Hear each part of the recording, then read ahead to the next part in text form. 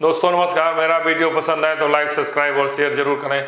आज 3 विधानसभा उपचुनाव के रिजल्ट आए हैं, 3 राज्यों में स्थित हैं और ये तीनों चुनाव परिणाम बहुत महत्वपूर्ण हैं क्योंकि तीन मुख्यमंत्रियों के साथ साथ भाजपा के राष्ट्रीय अध्यक्ष से भी सीधा संबंध है। अगर हम सबसे पहले गुजरात को लें तो गुजरात में जहाँ भारतीय जनता पार्टी पिछले 2 दशक से अधिक समय से सत्ता में है और लगभग 3 दशक होने जा रहे हैं सत्ता में है, वहाँ के माजलपुर विधानसभा में उपचुनाव था, यहाँ पर सत्येंद्र भाई पटेल 30,000 अधिक मतों से चुनाव जीते हैं। दूसरे स्थान पर कांग्रेस रही। तो ये कह सकते हैं कि अभी भी गुजरात में भारतीय जनता पार्टी को कांग्रेस चुनौती देने में बहुत सफल नहीं हो पा रही है, बहुत कड़ी मेहनत करनी पड़ेगी, ये उपचुनाव परिणाम रिजल्ट बता रहा है।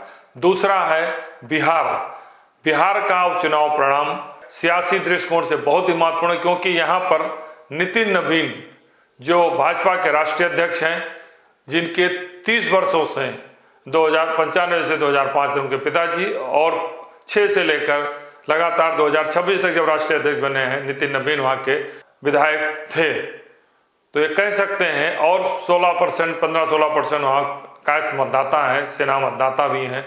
तो इसी आधार पर एक समीकरण के आधार सवर्ण और प्लस कायस्थ और अति पिछड़ी जातियों को जोड़ करके नीतीश कुमार के वोट बैंक को जोड़ के लगातार वो चुनाव जीतते रहे। लेकिन इस बार जब वो सबसे ताकतवर हैं, ऐसी स्थिति में उपचुनाव हारे हैं और उपचुनाव एक ऐसे उपचुनाव बीजेपी हारी है और ऐसे शख्स से हारी है जो बिहार को एक मॉडल स्टेट बनाने के लिए 3 वर्षों से मेहनत कर रहा है। तो निश्चित रूप से ये भी एक नया संदेश है बिहार के लिए और प्रशांत किशोर के लिए भी एक अहम चुनौती होगी कि किस तरीके से कैसे बांकीपुर विधानसभा को, जहां उनको पहली बार सियासत में पहली बार अवसर दिया है, मॉडल के रूप में आगे बढ़ाएं और उसकी प्रयोगशाला होगी उनकी विधानसभा बांकीपुर।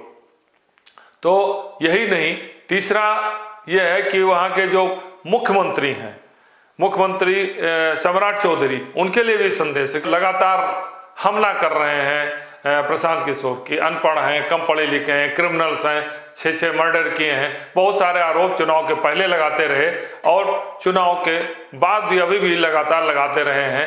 लेकिन देखिए, चुनाव में नीतीश कुमार के चेहरे पर लड़ा गया, नीतीश कुमार केंद्र में चले गए, इस्तीफा दिया और सम्राट चौधरी को मुख्यमंत्री बनाया गया। तो ये कह सकते हैं और तब से लेकर सम्राट चौधरी पर लगातार प्रशांत किशोर हमला कर रहे हैं। तो ये सम्राट चौधरी की भी एक तरीके से सियासी हार है। नितिन नवीन की तो है ही है सबसे बड़ी हार क्योंकि राष्ट्रीय अध्यक्ष हैं, दूसरा मुख्यमंत्री की भी हार है।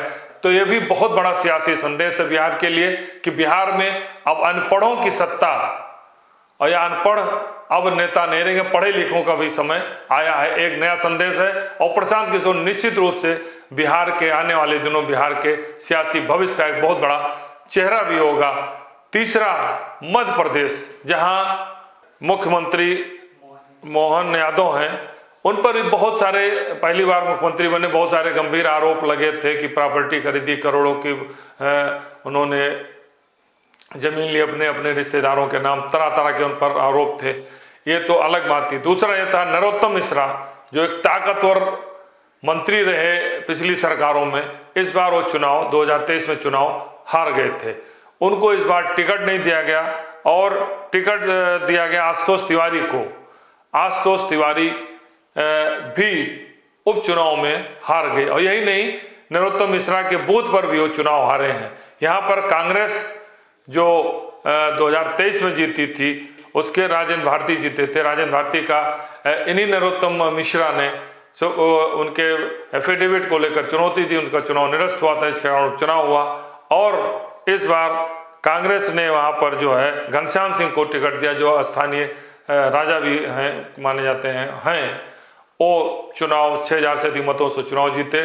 तो ये मोहन यादव के लिए भी एक झटका है और नरोत्तम मिश्रा की एक तरीके से अघोषित जीत है कि उनका विधानसभा क्षेत्र जरूर वो चुनाव हार गए थे, लेकिन आज भी अपने विधानसभा क्षेत्र में वो हराने और जिताने की ताकत रखते हैं।